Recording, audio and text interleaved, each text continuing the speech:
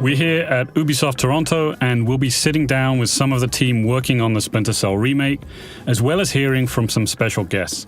We'll discuss what made Splinter Cell a pioneer in the industry, some of our favorite memories and moments, and we'll talk a bit about what's next for the franchise. So we're here at Ubisoft Toronto's performance capture studio. Can you guys believe that it's been 20 years since the original Splinter Cell came out, way back in 2002? It makes me feel a little bit old, but that's okay. I think it's a good memory to have of a great franchise. So maybe we can just talk a little bit about some of our memories of it and where we were when we first experienced, Sam Fisher and Splinter Cell way back. Yeah, I mean, for me, it was the first Splinter Cell, the original. 20 years ago, I was still in high school, still had a full head of hair. And at the time, broadband internet was not ubiquitous like it is now. So we would get our games on demo discs, which you would have attached to magazines. And I remember popping that into my PC. And even though it ran a bit like a slideshow, I played through it like 4 or 5 times. And it wasn't until I played it on my friend's Xbox that I truly understood what a technical marvel that game was. The lighting, the shadows, the animations, everything about it blew my mind, and it's been stuck in there ever since, and I totally love the franchise now. It was amazing to see what Splinter Cell was doing at the time compared to other games, like that dynamic lighting, like just being able to shoot the lights, creating your own dark spaces, your shadows, like recreating the space for how you wanted to play. Like that was the thing that I thought was really different from the other games that came out at the same time that are also focusing on stealth gameplay. You could solve the problems kind of, dynamically as you wished and right. Yeah. In your own way. Yeah. I also started with the original Splinter Cell, right? On the Xbox with the Duke controller, big beefy controller in my hands. But what stood out to me was more the gameplay. It was this action-adventure game where you were playing as, this stealth spy style guy, but unlike other games in the genre, you didn't just have your gun out all the time. You weren't just coming up to every enemy, every obstacle, shooting them in the head. It instead was about stealth. It was about going around enemies. It was about watching a situation, a very simple situation, figuring out how am I gonna get past this without them seeing me. That was so different. Yeah, I think for me, I came into the franchise a little bit later. I started with Chaos Theory, and I remember, it got recommended to me by a friend. He said, you need to check this game out. And I first got into that level with the lighthouse and the storm, and you had the rain coming down and the thunder and lightning, and you were sneaking from corner to corner, and you had that kind of soundtrack by Amon Tobin playing over the top of it. It was super memorable as this experience altogether with the different kind of shadow gameplay. You went down into the underground where the guy was being tortured with the kind of the backlit like shadow of the experience that was happening, and I just remember coming away from that feeling that the atmosphere had just been nailed, and it kind of hooked me in ever since. I cannot believe that the Splinter Cell series is 20 years old. This is a game that for many redefined the third-person stealth action genre. One of my favorite points was that Splinter Cell was an original Xbox exclusive.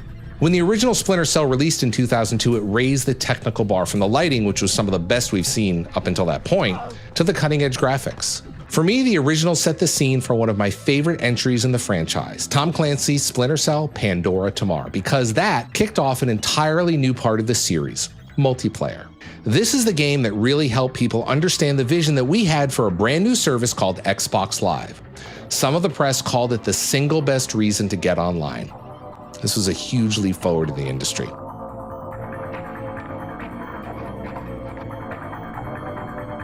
So let's talk about Sam Fisher, the person at the heart of the franchise. He's not your typical kind of gung-ho, bravado-filled hero. He's got more depth than that.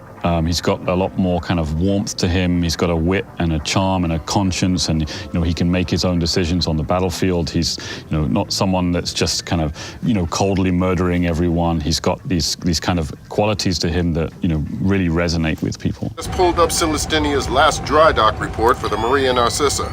They have a newly installed central alarm system. Don't tell me. 3 alarms and the mission is over? Of course not. This is no video game, Fisher. But you don't want the whole place alerted to your presence. Keep it under control. In the original trilogy, Sam has a very unique personality, right? He is witty, he is sarcastic, but he's also an elite operator still, right? And then in the later games, he goes through personal loss, and that whole storyline is very carefully interwoven with the narrative of those extra games. So it's an evolving story with Sam Fisher. Dad? Sarah. I thought you were dead. They told me you were dead. Sarah, I'm sorry, but if I hear that Black Arrow radio chatter right, we are out of time. I'll let you sit next to him, but we gotta go. So that really shows how human like Sam is, right? This even comes down to the way that in gameplay he interacts with his enemies. One of the unique things about Splinter Cell is that rather than just shoot every enemy you come up to, he can also talk to them. You can take an enemy in a grab and interrogate them to get information. Hi there. Hi. What's the door code? 28469. It was a pleasure working with you. Likewise. And while he's doing it, he'll crack a joke, like a dumb joke. Exactly. He's not a monster. He's not here to say, I'm going to kill you. But he's treating them as just enemies on the other side of the battlefield. I like that he has very strong morals, right? Like he's not reveling in death. He is actually showing respect to the fellow soldiers, but on the other side. There was this level in Splinter Cell Chaos Theory.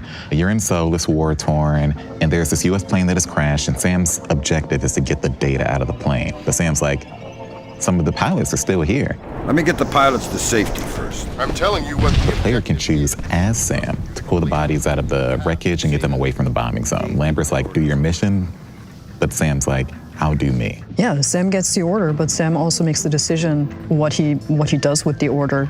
And in that same vein, the player is making that choice. That's, again, the player agency. They are in control.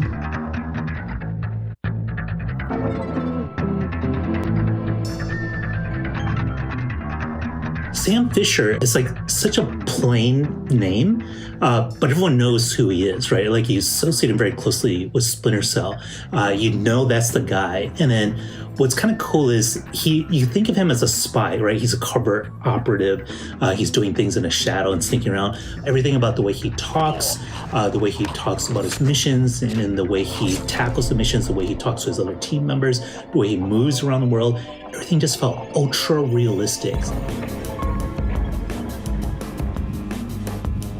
So the original game did some incredible things with technology to really push the immersion of the world that you were in, and it made it feel like it was a living, breathing kind of, something bigger than just a level space or a corridor or something like that.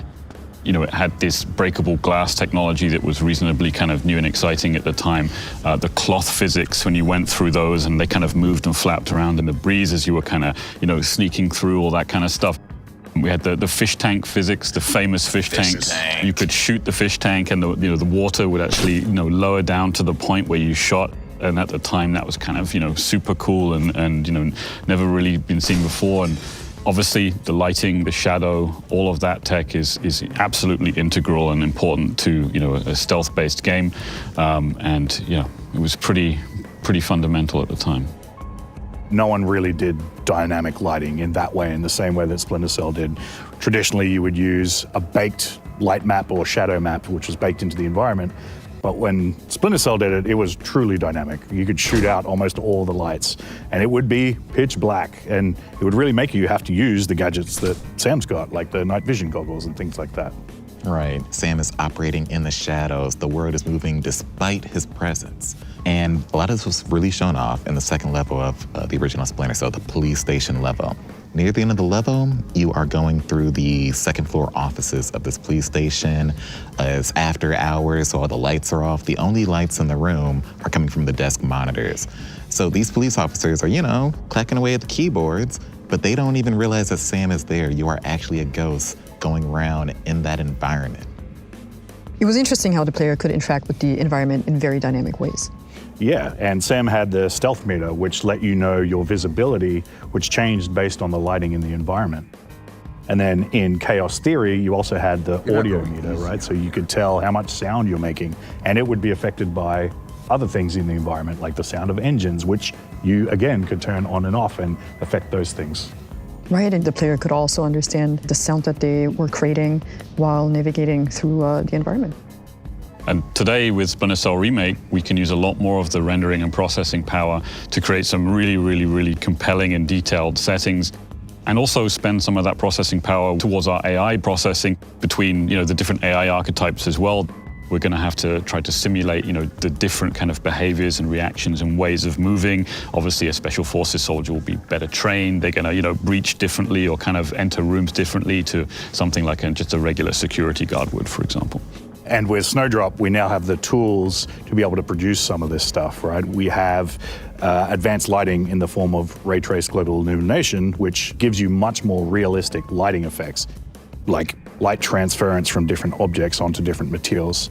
And on the audio side, we can also have much better audio simulations. We can have audio occlusion where the sounds will get absorbed by different material types. You can have sound bouncing through a window to you around in the corridor. So a much more realistic audio setting as well.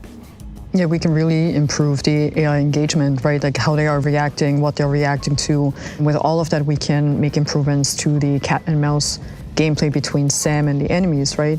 Especially with our enemies behaving like trained professionals. With Splinter Cell Remake, animation is a big focus for us. Some of those interrogations back in the day with the facial animation, there's a lot we can obviously do 20 years in the future from that as well. A lot has changed since then. So obviously animation is an area of tech as well. We can really push for a game like Splinter Cell.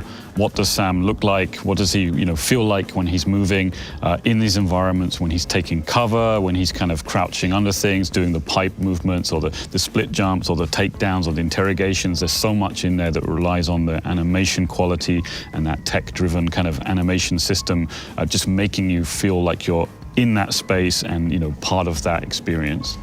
Yeah, and we have the capability to really dive deep on that animation now on the tech side. The animation is definitely one of those big focuses that the original games did so well, and we want to do that justice.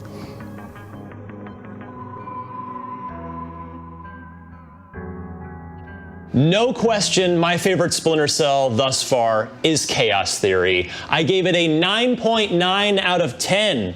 For Official Xbox Magazine back in 2005, which remains and will forever be the highest score that we ever gave a game on the 100-point scale.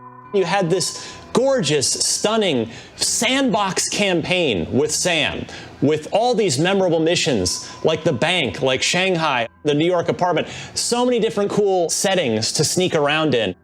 It was amazing sound, stunning graphics on the original Xbox, just an unbelievable game.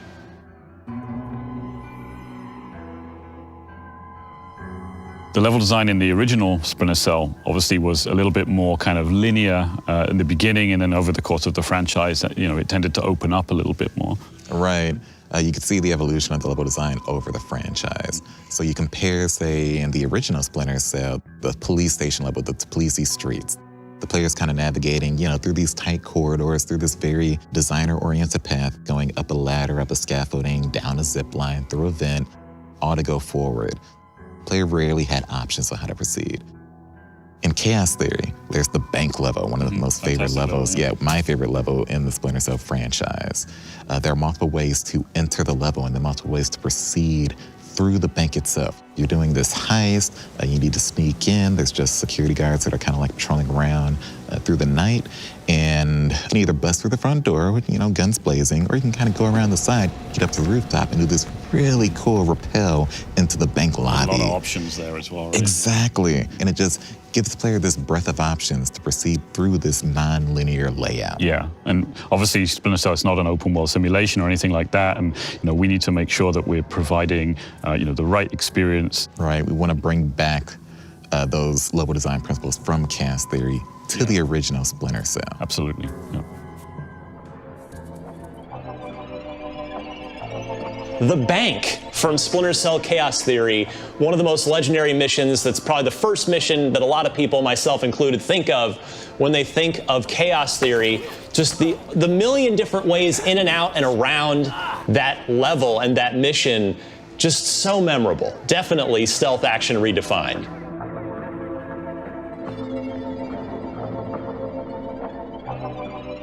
The original Splinter Cell really embrace that like ghost play style, right? That idea that you're not just going around shooting, every enemy in the face, leaving a ton of bodies around. It was more about making sure that you're completing this objective in a very professional way, where the enemy barely even knows you've ever been there. And that really speaks to the fantasy of the character and also the organization, right? The original Splinter Cell was about the formation of Third Echelon. And they're an organization that is solving really complex global problems, but no one should ever know they were there. I think sense of mastery also, if we're talking about perfectionism in the game, is something that's really important. We even would like for the remake to take that a step further. We would like to make sure that the entire game playable from beginning to end without a single kill, if at all possible. So that's something that's important for us as well. And by the way, I do just want to point out I have not 100%ed Bathhouse.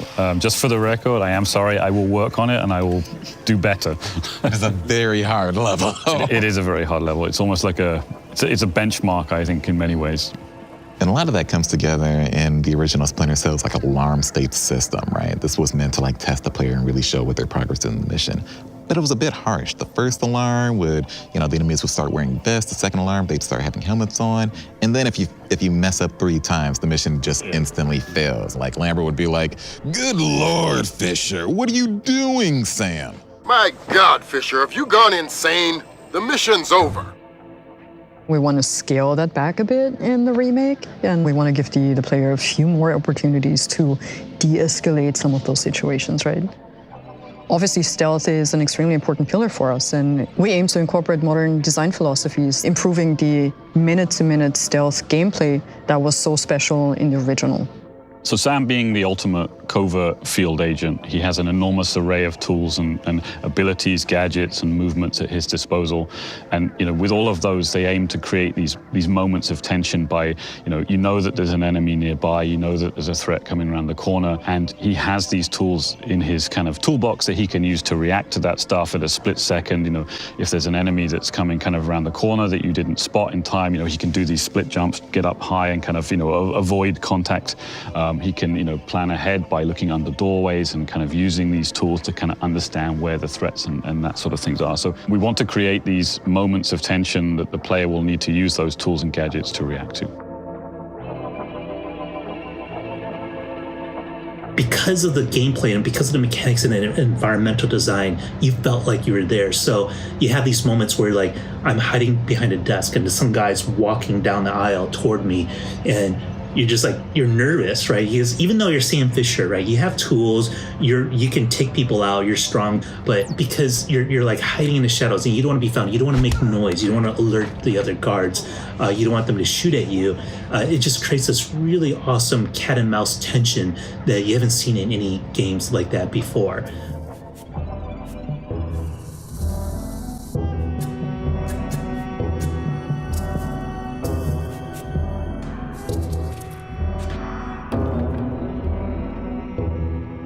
We have some exciting things coming up as well with Splinter Cell. There's an animated series that's being worked on with our friends at Netflix, as well as the remake itself, which of course we know because we're all working on that, which is pretty cool. It's not simply a remaster, it's being built from the ground up. We get to do all the content from scratch, fresh and ready to go. Yeah, we're aiming to create this top-tier remake and push quality as much as possible. That should help us set a good foundation for the franchise going forward. Yeah, we've seen a lot of great posts from the community. We've read the open letter that was on the subreddit. We see all of the other posts on the various socials, and it's really energizing us to keep going. And obviously with a remake, 20 years later, we can look back at the plot, the characters, and the overall story of the original game, make some improvements, things that might not have aged particularly well, small things, but the core of the story, the core of the experience will remain as it was in the original game. We've also been exploring new and innovative tech and ideas, as well as features and elements from the other Splinter Cell titles. We're very early in production. We're still prototyping. We don't want to rush anything. We want to make sure that we absolutely nail the game. We actually do everything in the right way and produce an absolutely stellar quality experience. And we will be going dark for a little while so we can focus on making the absolute best game possible. So that wraps it up for us. Thank you for joining, and thank you to our industry friends Ryan, Dan, and Major Nelson as well. I want to wish one of my favorite franchises ever, Splinter Cell, a happy 20th anniversary.